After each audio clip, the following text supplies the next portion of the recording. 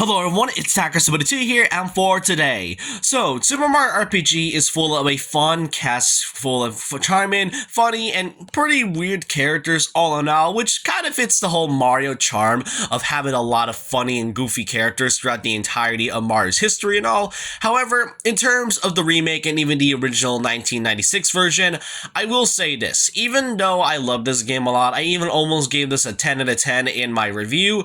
The reason is that pretty much there are some issues I still have with this game, and most notably, it's basically the characters of Mario RPG and its official remake. Because here's the thing, this story, whenever I played it, I love the characters, I like how the story is, but there are moments and kind of feel like there are some plot elements where the characters don't feel like they matter, or at the same time, the story feels weirdly disjointed, like they don't honestly connect at all.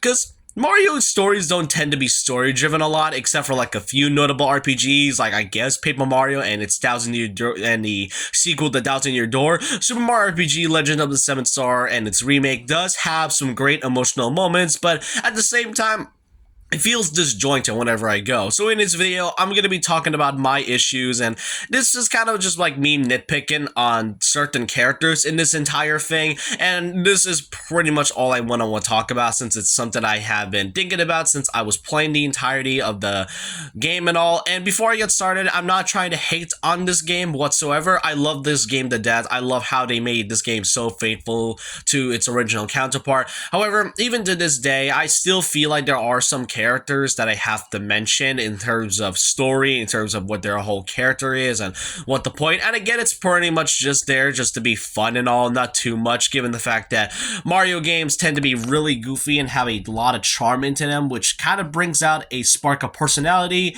But I just kind of hope you guys understand this. And so with that, let's kind of get started with the first part, those being one of the main characters. Well, I wouldn't even say he's a main character, given the fact that he does not appear at all, except for like two separate times. First of all is my man Luigi. Now, you may know my man Luigi for what he is. I love the character. He's my #1 favorite Mario character of all time. We all know about my man. Oh yeah, by the way, this right here is original art from the person named Cam Tunis. I will put his name in the original art in the description below, but this one right here is a pretty good looking version of what Luigi would have been if he was in the game, which begs the question, why exactly was Luigi not in the original version, nor was he in the remake at all? Like I said, he was only shown at least a couple of times. Well, one, he showed up actually, and the first was actually when he was briefly mentioned in Star Hill, where his wish was to be a great plumber to his brother back in the original version, but in the remake he wants to be stronger like his brother, if I can recall correctly. But that kind of makes me wonder, why exactly did Luigi not appear at all? And people can, and many Luigi fans and some Mario fans are honestly agreeing with this, because after all, Luigi is meant to be the brother of Mario. I'm surprised Luigi has not gone to many adventures throughout the years, and you know, I do think there is a specific answer to this, and that's mostly because of one thing. That's probably because Luigi didn't exactly have an established personality as of yet, given the fact that this was 1996 and Luigi's personality, Luigi's was just supposed to be a clone of Mario. That's just what he is. He is meant to be a sort of semi-clone of Mario and all, and he didn't really have that much of a personality until Luigi's Mansion, where he kind of starts to shine. Now, yeah, you can say he does have personality in terms of other media, like the shows and all, but in terms of games, we mostly just not see him until he decided to have so much of a major role in some of his major games. But overall, I still find it odd how he's not even a playable character at all. Squaresoft and Square Enix back then, and even the ones in Nintendo, I get that you really want Mario to be the main spotlight and all, but you gotta bring Luigi into this if you want to have another adventure at some point. Thankfully, it's been happening in like recent years, but you know, during the time and even now with his remake, I still wonder why they never explained why Luigi just doesn't appear at all. Now, the next thing character I do want to talk about I have an issue with is actually the party members. Now, keep it now, before you all answer it, no, it's not Gino. And no, it's not actually Mallow. The thing about it though is that Gino and Mallow both are great original characters. Mallow may have been annoying at first back then, and even now he was, but he's still a funny character and has a lot of, and he's just a soft character that I really, enjoy with. And then for Gino, I think we know much about him. I mean, I've already talked about him like a while back. However, but it's not Gino or Mallow. No, it's actually Peach. Yep, that's right. Peach of all characters. Now, here's the thing. Peach's entire character, I kind of get. It's great to see that Peach is it's one of those days where Peach is part of the party cast instead of just being constantly kidnapped every day. She was a playable character back in Mario Bros. 2, which was the American version, not the Japanese version. However, even though I like Peach's role in this game, I just have an issue. Why does she not speak afterwards? Like, she only has like a few lines right after she joins the party, and even then there was barely any cutscenes that shows off the characters. There were more screen time from Mallow and a bit of Gino, and every once in a while Bowser. And yes, I know, not every character has to have this deep, complex personality. I will have to mention that RPGs tend to like go to more deep, complex themes and all, and Mario doesn't really have to. But like I said, the story can sometimes be a bit disjointed, that I kind of wonder why Peach was even in this game and doesn't really say much afterwards. I mean, her whole goal is to basically save the kingdom from Smitty and all, but I kind of wish she's spoken up a little bit more instead of just being in the background most of the time, which for a main party member, that's kind of strange. And, before I even move on to this, one of the things is that we got 5 party members, but why exactly do I have to keep Mario as the main party member? I get that it's called Super Mario RPG and all. However, I mean, to this day, nowadays, many can kind of get bored of Mario because of him being the constant main role and all, which is really why I prefer to play as other characters as variety in terms of recent Mario games like Mario Bros. Wonder, Mario Kart 8 Deluxe, or just any type of spin-off. Why would you even play as Mario? I mean, when you can just play as any other character and all. I mean, I get it. Mario is the main face of this game. He's basically the main character. But I mean, I honestly would have loved to see a combo between Bowser, Mallow, and Peach, or maybe Peach, Mallow, and Gino, or just any of the characters aside from Mario. It can get a little bit boring just playing as Mario every once in a while, which is kind of one of the main reasons on why Mario plus Rabbids Kingdom Battle. It was that Mario was mostly the main part of it, but you can't exactly switch him out, which thankfully Sparks of Hope did fix that, but otherwise, it is kind of a shame how we don't really, get to play as the other characters that is on front instead of Mario. Alright, that's kind of another sort of the mainish characters. Now we go to some of the other characters that aren't exactly villains. Started out with Boshi. Honestly, Boshi is just such a cool character that I have nothing to say about him, except for the fact that what exactly is his character's entire purpose? I mean, yeah, he's a really cool character, and fun fact, if you were an early person in one of my early days of the channel back in 2018, or was it 2019? I can't remember. I talked about Boshi once on why exactly I feel that Boshi isn't part of the main cast, given the fact that Wario and Waluigi now exists, and, that's actually one of the reasons. Why exactly does Boshi not appear afterwards? Given the fact that, first of all, he is a rival to Yoshi, and he's kind of a character who's all cocky, all confident, and usually wins races and all. But what I really don't get is why exactly wasn't he part of the main cast along with Wario and Waluigi? It would have been a really fun dynamic between Wario and Waluigi, along with having Yoshi as the rival for Boshi, given the fact that he just feels like a perfect character for him, which kind of makes me wonder how many races he won, or exactly why people think, why the other Yoshis think he's cool and all, aside from the fact that he has sunglasses. But overall, that's just a minor character nitpick. But then we also get to Cinder Toad, who was name dropped back in Nimbus Land by Queen and King Nimbus and all. But here's the issue though, when you actually get to him in the Barrel Volcano, here's the issue about him.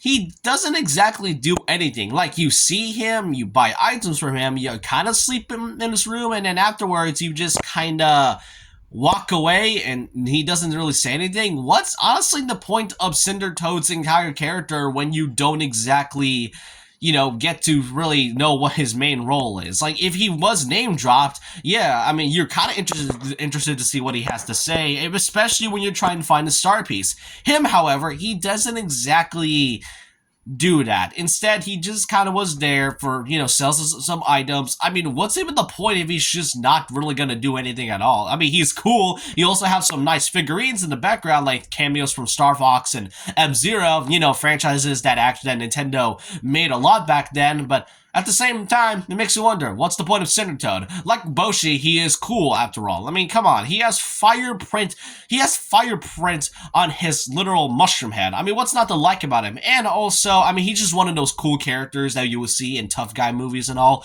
But at the same time, I really wish there was something more to him other than just, sell items and not.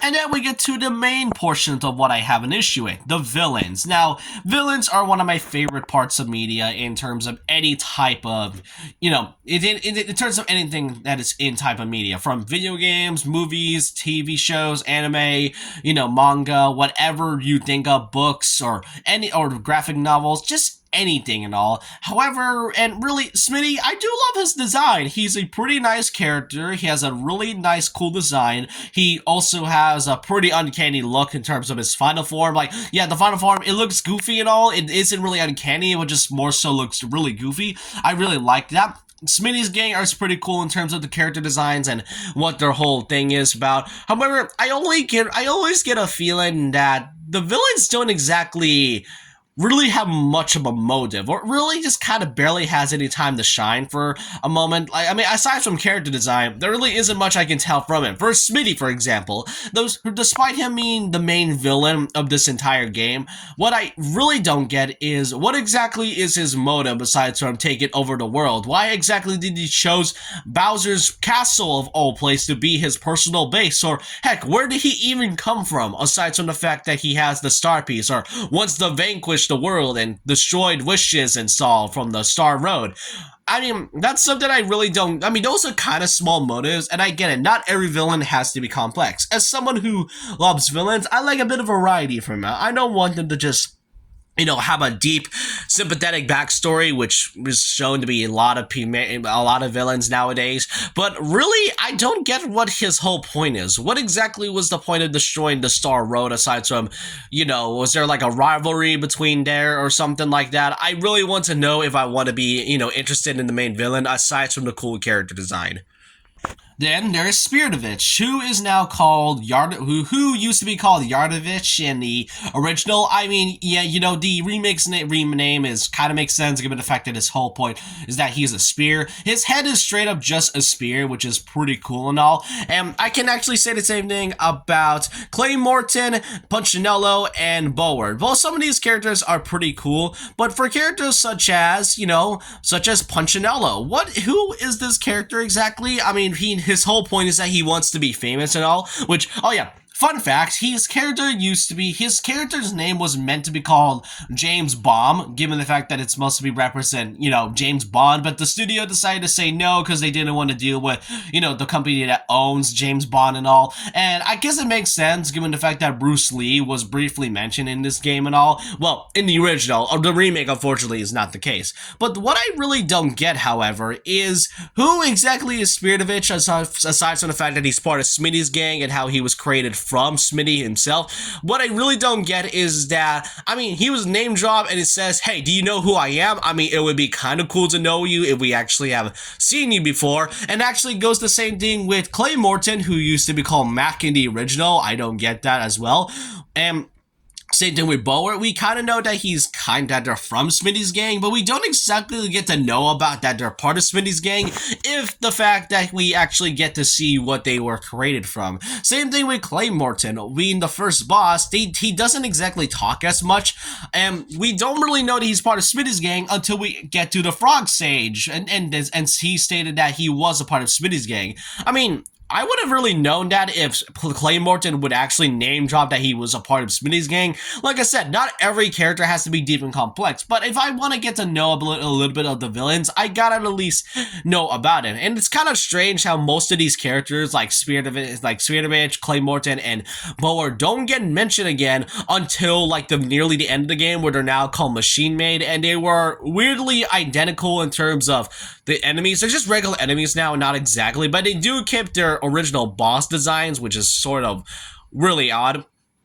And then there's the Axum Rangers. Like, the Axum Rangers are one of the most underwhelming parts of Smitty's game. They're like the final part of Smitty's game that we have to face. The thing about it, though, is that we don't honestly get to know that much of them being a threat. I mean, Spiridovich, the fight was cool. It was a little bit of a struggle. He had some cool moveset. Boer was annoying, which is kind of great. But the thing about the Axum Rangers, you see them for 5 minutes, head to the top of the volcano, beat them, and then they got destroyed. That's just about it. Like, what's even the point of them if they're just going to be gone in 5 minutes? Like I said, the story, it's really disjointed and you barely get to know most of the characters. For example, the thing about the Axum Rangers popularity is that most people like the Axum Rangers because of Mario Bros. Z, but even then, it's basically just a fan series and not an official piece of media. I love Mario Bros. Z, but the thing about the Axum Rangers is that, for example, villains like Valentina, we actually get to know that Valentina was a threat before we even get to know, when we arrived at Nimbus Land. We know she wants to take over the kingdom.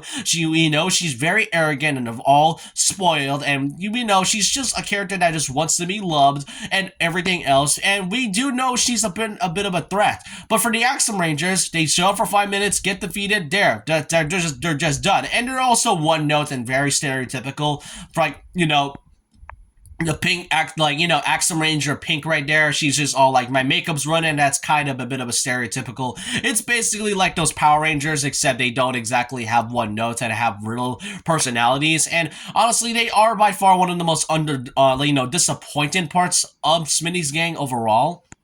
And then there are some other characters that feel like they aren't really a part of the story. For example, Booster Guy, Knife Guy, and Great Guy, and Bunt. Like, Booster, for example, as much as I love this Wario lookalike character, what I really don't get is this. What exactly was Booster's whole point of the story? Because right after you defeated Bunt and basically go afterwards, you don't exactly really get to know this character at all, aside that he wants to get married. And not just that, he has no point in the story at all. Like, for the Smitty game, I guess it makes sense. The Axum Rangers may be underwhelming and all in terms of just the characters, in terms of their boss fight, in terms of anything, but for Booster and all, after you basically beaten the cake, Booster has nothing to do with the story. He does not have any relations with Smitty. He doesn't even have the star piece. You don't even get to fight him. Now, thankfully, you do get to fight him in the remake when you beat in the game as a post-game part, but even then, Booster's entire character just feels kind of pointless when you don't exactly get to really get to know him or even get to fight him at all aside from the remake. And then there's the Great Guy, Knife Guy. Who even are these characters? Like, after